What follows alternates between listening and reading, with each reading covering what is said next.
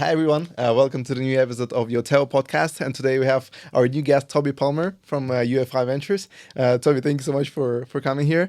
It's an honor to have you here as a guest. Maybe let's start with a bit of introduction on yourself. Tell a bit about what you do. Yeah, absolutely. And first of all, thanks for having me on. Absolute pleasure to be here. As you mentioned, I'm Toby Palmer. I'm investment associate at Ufi Ventures. We're an early stage impact fund focused on learning skills and future of work startups. My role is to manage deal flow.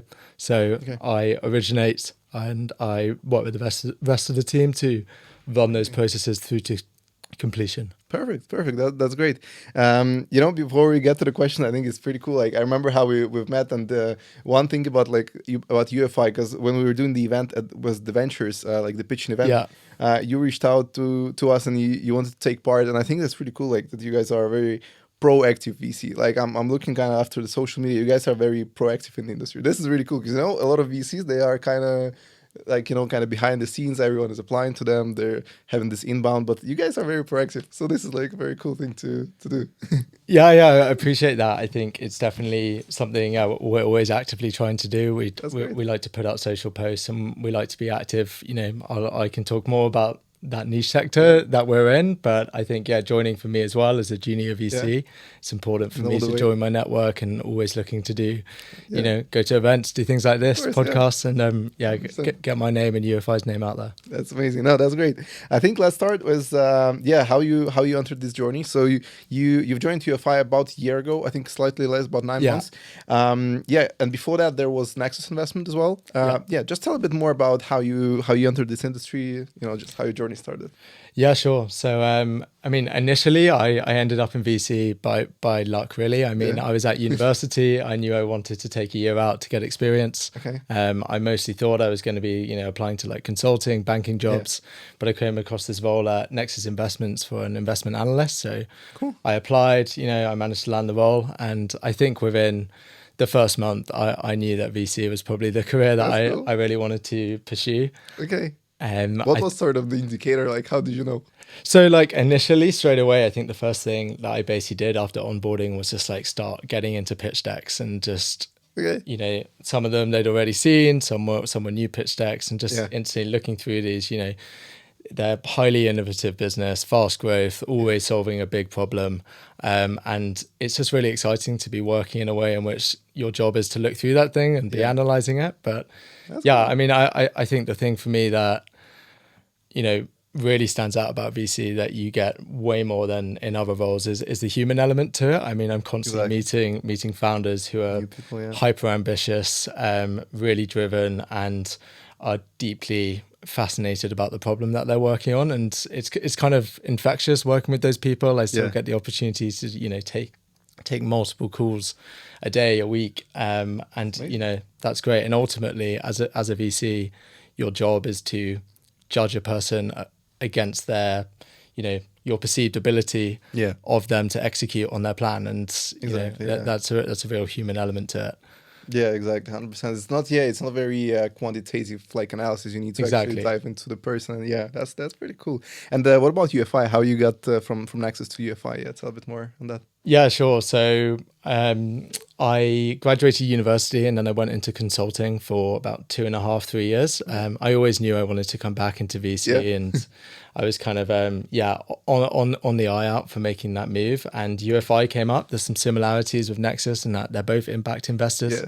Nexus were focused largely on healthcare and education, had that impact lens, but also had that sector specialist lens, which really helps, especially when adding value to portfolio companies, but also in the DD process, being able to have people you can lean on with certain aspects of that is really helpful as well. So UFI came up, kind of similar focus on education broadly, and also having that real kind of sector specialist expertise. Made it a really good fit for me. That's amazing. And can you tell a bit more about the specifically like the impact venture capital? Was it like, did you choose this specifically like initially, or was it kind of like you just sort of tell a bit like why exactly impact? Yeah, sure. So for me, I got experience essentially working in impact at Nexus, and it's hugely important for me, and it's a great way to do VC in my opinion. Like ultimately you still have to be laser focused on achieving commercial outcomes, and it's that scale that will really drive the impact at the end of the day. But to also be able to know that what you are investing in is, is purposeful and has social, like social outcomes, is great as well, and it adds a lot of purpose to the day-to-day job. Exactly. Yeah. It's very interesting 'cause I think that making an impact and making it commercial these two, they go together very well, because when I was initially fundraising for our pre-seed round, I went to a few VCs overseas in some other countries to pitch to, and what I've heard from them, that there were like science specifically like focused on like hard tech and like deep tech and like pretty scientific things. Yeah. They were like, but maybe for lucrative reasons we can invest. And I was thinking that there's something wrong with this, because in reality you can like this should go hand in hand, together. It has to make an impact and it has to be commercial. Like I think it works quite well, but the matter of scale. Yeah, it definitely does. And and a really important point of that is making sure that as an investor, you're aligned with the company on what that metric is and what you're driving towards from the off, and making sure those metrics produce both impact and commercial benefit. Exactly. Yeah, 100%. No, agreed. Perfect. Can you tell a bit more then about UFI? What's the thesis? So what kind of startups do you have in the pipeline? What's your thesis at UFI? Yeah, absolutely. So as I've touched on, UFI are specialists. We invest in companies in the learning, skills, future of workspace. Yeah. Our kind of main mission is to give people the skills they need to thrive at work. So what that means in practice and what we're actually investing in is things like learning management systems, the learning content itself, job marketplaces, credential management systems, work experience platforms, VR learning solutions. So whilst it is, a pretty specialist view, there's a broad array of startups in there as well. Yeah. And in terms of what we're actually kind of focused and looking on at the moment, we're on our second fund and we carved out a few areas to look at. So the first one of those is digital skills. Okay. So really looking at ways which people can upskill and become more fluent in AI, data, cyber. We think, there's a huge opportunity there at the moment. The next one would be traditional industries. So looking back at, industries which were once kind of bigger and greater within the UK especially. So that's, manufacturing, construction, logistics, healthcare, where there's these national skills shortages that are well known, and really figuring out what are the problems for the workers, and, what kind of tech solutions could we look to invest in that alleviate those. And then the final one to call out would just be inclusive skills. So by that, we're looking at learning technologies which make learning either, incredibly more accessible or are targeting disadvantaged groups. And I think AI especially is helping a lot on the accessibility front with enabling new ways of working. And, it's so easy to change the content type of what you're learning with. And we've seen a lot of startups in that space as well, which is cool. Amazing. That's interesting. And in terms of the stage, it's early stage. Like how early? Is it revenue generating stage? Revenue generating for us. So we're focused on seed stage at the moment. Yeah. Okay, that's amazing. Nice. Any specific like focus on specific founders, or pretty much generic like founders? Pretty generic. There's a few points always with the team that we're always looking at. There's I think we'll touch on that. We can get into that. Cool, amazing. That's great. So I think the interesting question I have, you guys do an early stage. Well, seed is still I think early stage. Yeah. What do you think are these assessment metrics and numbers that you guys are looking at? Because obviously it is very difficult. Like they might even have some metrics, but it's still not like kind of not the proof of like sometimes. Well, depends on what kind of metric, right? But sometimes it is a validation. Sometimes it might be not 100% validation. So what kind of metrics are you guys looking at this stage? Like what kind of assessment, or maybe not even metrics, maybe something else?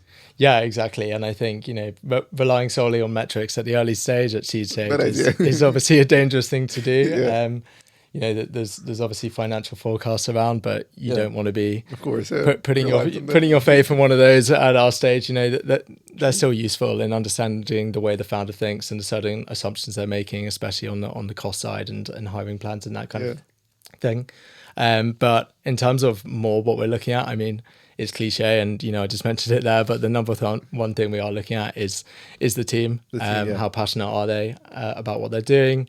How resilient do we think they are? And ultimately, how well do they understand the problem that they're trying to solve? Do they have first-hand experience of that problem? Okay. If not, how else have they had exposure to it? And Yeah. how are they so sure that that problem is real? And Yeah. they're able to obviously build a solution that facilitates that. Okay, that's me. So the team is number one. That's number one for us. Yeah, I'd say, other factors we're looking at, of course, looking at the market, any trends, and I think especially as sector specialists, we like to think we have a decent grasp of the kind of the skills market and the way things are moving, and then from that we can do kind of thesis driven approaches and look at markets and then try and draw back to find startups from there. But yeah, definitely something we're always thinking about. I think the product as well, we're post revenue, and there'll also be a product as well, but it's still pretty early stage. It's still thinking about the innovation in that product, and what does this product do new that's not already in the market, and how easily it's replicable and stuff like that. Exactly. All things that feature into it. Competition comes in there, but then also under the market as well. And then I'd say the last thing is that kind of draws it together is the scalability, and ultimately this is VC, so we're looking for founders to have global ambitions and to be able to scale that product within that given market to that scale. That's really cool. You know what? I think I'm always thinking between these two, which I prefer, but I really like generic funds, and I really like sector specific funds. That's really cool, because when founders, I see a lot of founders when they get into some niche, well, in a perfect case scenario, they would have hands-on experience or maybe some previous experience in this field, but in a lot of cases they don't have that much, and they usually, when it comes to because they see on the public as well that we fundraise and stuff, so they reach out sometimes just randomly for introductions and advice and stuff, and quite often they have no really deep knowledge about this industry. And I think that's the cool thing about having sector specific funds. When some founders come, you can actually tell them, look guys, that's not really how it works this way, go, I don't know, brainstorm some more ideas, pivot and come back. It's I think that's really one of the kind of value adding points for sector specific, that you can actually give not a feedback guys, it's early, come later, but actually guys, we do it this way, go brainstorm and come back. Would you say? Yeah, definitely. I mean, there's definitely kind of challenge and those kind of points, but I'd say it's also the largest benefit is really the network within that space, and being able to then provide founders who, if they don't have a whole lot of experience within our sector, there's some startups and products we see which they have elements which are within our sector, and for those, if they want to build out a certain learning component of their job marketplace or upskilling component of it, we have a network who really know how to go about that and help get that done. So that's where the benefit kind of comes in. That's amazing. That's really cool.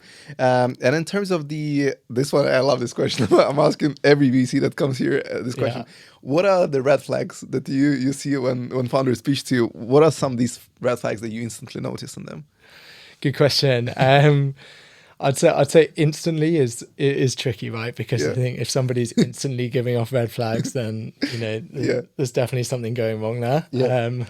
But or maybe throughout the I'll speak more generally about throughout the process. I think the number one thing that comes to mind to me as a red flag would be dishonesty, and I think it can be it can be a kind of fine line to tread. I think. Investors are well aware that a fundraising process is a sales process, and you've got to be presenting yourself and your startup in the best light as possible. But there's obviously a line there which I think everyone understands that can't be crossed, and crossing over that, it typically comes out at some stage, and that can really have bad effects not only on that funding round but on future fundraising, the reputation and in general. Exactly. So that's definitely one that comes to mind. I think. Any more? Or another one for me, I mean, this is not so much of a red flag, but I think consistency throughout a fundraising round, especially in terms of kind of communications, can be so important. I think, and it's not discussed too often, but I think if a fundraising round, is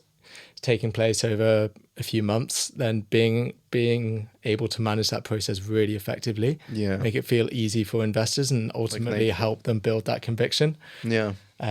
It's just it's easier said than done, because founders are running a whole business on the side of the fundraising process, and they might be speaking to tens of investors at one time. But investors are using every interaction to kind of build up a picture Of in your course. mind. So it's just important to be focused on That's that. actually really, really cool. And because not many people speak about it, actually, that you need to, yeah, somehow be like it's still, it has to be consistent and I think organic as well. Like it has to feel very natural and like personal. And at the Yeah. same time, you're speaking to like, I don't know, 20, 30, 50 Yeah, it's VCs. hard. It's a tough thing. Yeah. Yeah. That's pretty cool. Interesting. Okay. That's amazing. In terms of the deal flow. Can you share one portfolio company, or maybe not portfolio company, just some company that had in deal flow that you are like really excited about? I think most probably it's going to be a portfolio one, but like yeah, maybe any cool cases. Yeah, I'll give a shout out to our most recent investment, as yeah, we're pretty excited about that at the moment. It's a company called Chorus. Okay. They're AI enabled learning management system, and they do credentials and compliant management as Okay. well. But they're focused purely on hazardous industries. This is things like oil, wind, gas, That's largely cool. energy, large infrastructure projects, Okay. and Interesting. the safety requirements in these sectors are really complex, right? And Of it's course. really hard for businesses to manage them. It's really hard for people to understand what they need Yeah. and whether they're compliant for certain roles. But yeah, I'd say we're excited about it for two main reasons, really. I'd say the Yeah. first one is the team. Okay.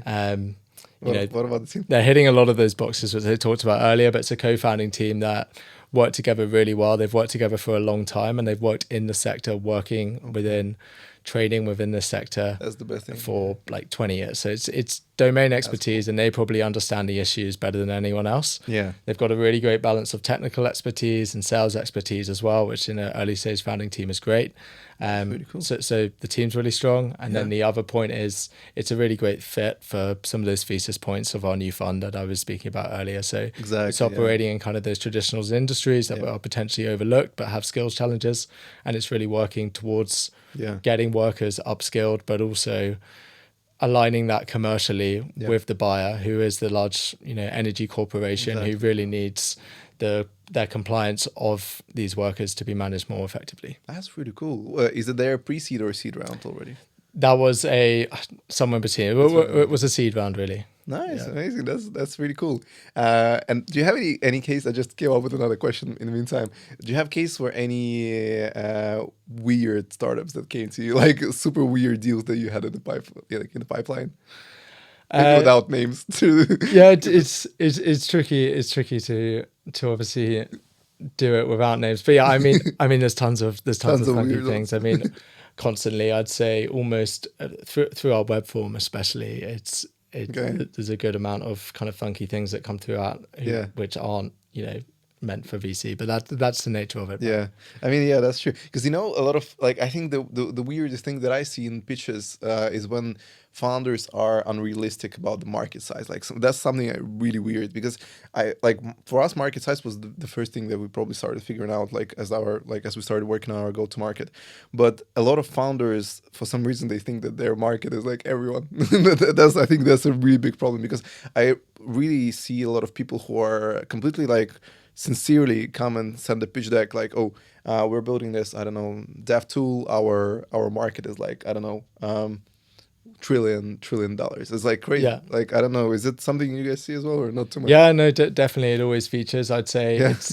it's a controversial slide of the pitch deck, the market Yeah. slide always. I mean, it's Because I understand where it comes from. They want to show like the large market, but you need to be realistic about no, it. exactly, Yeah. and yeah, you definitely need to be realistic about what is actually obtainable, and obviously Yeah. people do break it down that way. But Yeah. yeah, I mean, I think what's more kind of important is the kind of short to medium term execution of the plan and building up Exactly. towards that. I mean, when Exactly. you're talking about kind of full market domination from Yeah. where these like startups are, it's You need to show what you've done so far too. obviously you need Yeah. to validate that this idea is in a market that has the scale to Yeah. achieve VC returns, but kind Yeah. of going for this whole massive like market thing, we're gonna get 1% of a multi-billion dollar Yeah. market.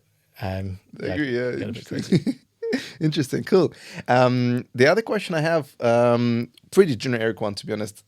In terms of the future of work field, what tendencies in terms of tech do you expect in general? Any specific like technologies or any? Obviously, I think it's going to be about AI Yeah. partially, but maybe in general. Where do you see the market going?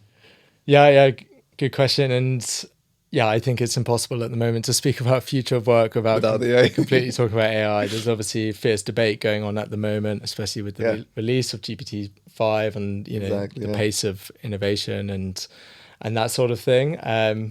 There's obviously the argument that we've got AGI coming and yeah, advanced robotics, humanoid robots who are going to completely displace workers. yeah, And then, there's also the argument that AI is actually able to create kind of new work streams that offer people new, yeah. varied ways of working that we can't foresee at the moment. Exactly. But yeah, kind of focusing more on the short to medium term on what Yeah, potentially we can see happening. I'd say what I've seen happening at the moment is that in the sector is, there's obviously been this big kind of talk of agentic AI and yeah. AI essentially completing workflows that humans previously would do. Okay. And there's obviously been a huge amount of traction of startups in this space, and they've made Yeah, some really great grounds. Most of this so far is in workflows which are fairly repeatable, yeah, and the same across the industry that they're in. That's where generally it works best at the moment. yeah. Where the developments are now happening with MCP and things like that is getting the agents to work together to Exactly. start targeting more complex workflows.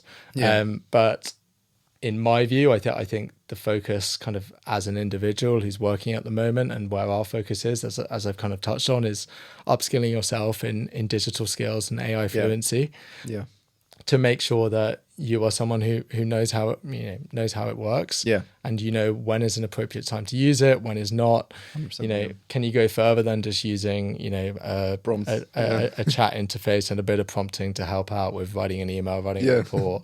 Can you start to look at, right, can I build an internal agent to help with one aspect of my job, which adds value to myself, yeah. and that sort of thing. I think that's the important sort of focus over the That's short very to medium cool. term. Amazing, yeah. And in addition to AI, any other implications that you see in terms of like maybe I don't know. A lot of people talk about like the mix of biotechnologies and AI and stuff like that. Anything similar or? Again, I think for us that focus is probably a Yeah, little kind of further away than yeah. what we're typically looking at the moment. Yeah, no, that's fair enough. Interesting, because yeah, it's a very interesting debate going on about this, the whole like replacing human and stuff. But I think realistically, like I don't know, my opinion is that AI will not be able, like it's just gonna not, it's just never gonna happen. Like AI is not gonna replace people.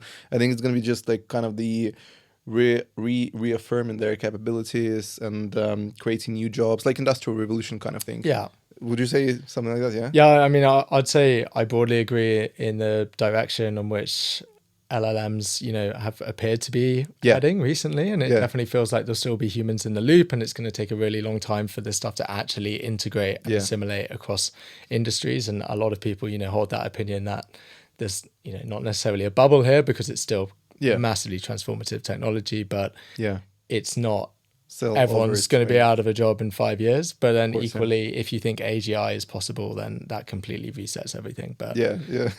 I don't think we're quite there yet. Yeah, another, yeah, 100%. And we'll talk also about upskilling in a few questions. But the one I have at the moment as well, in terms of the, this one is related a bit to what we do, and it's also related to upskilling as well. So, in terms of the portfolio founders that you work with, do you see them having the problem with tech hires generally? Because I think with AI especially, it's going to go well two ways. Because on one side, I think very junior roles will be like to some extent at least replaced, but at the same time, it will create as well demand for very like niche kind of specialists.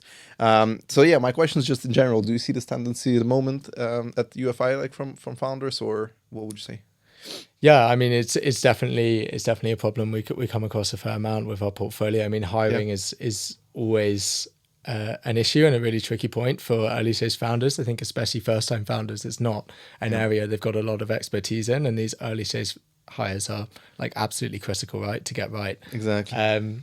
So yeah, it's definitely something we see, and yeah, Yeah, there's a lot of competition for tech talent at the moment. exactly. And as you mentioned, AI as well is also starting to write a lot of code. I think Yeah, I literally read earlier today that of the most recent YC batch, 20% of the cohort wrote 80% of their code with AI. way. But that's like a tiny That's interesting. but it's really small amounts of like the top technical talent are using a lot of AI, but as you move down the kind of, throughout the whole tech ecosystem, I think it was actually 75% of technical talent are still not using AI at all. Yeah. So it's like, there's a real mix there, and it's definitely tricky to kind of know exactly what that looks like. 100% definitely tricky. I think, in my opinion, in the next, I would say, like 3 to 5 years, I think the use of AI within development for developers will be like just new standard. I don't think developers will be able to